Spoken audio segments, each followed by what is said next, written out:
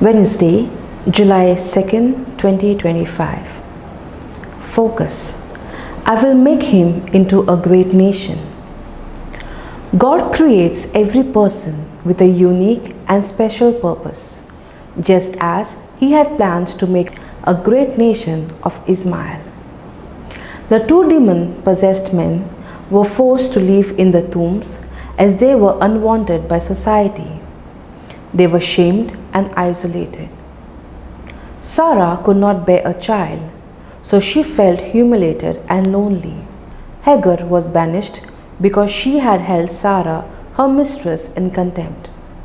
Similarly, childhood experiences or upbringing can make us believe we are worthless and deserving only of shame.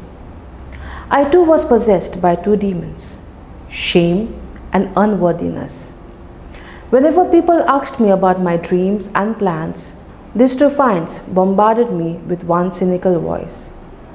What will you do with all those great things you seem to desire?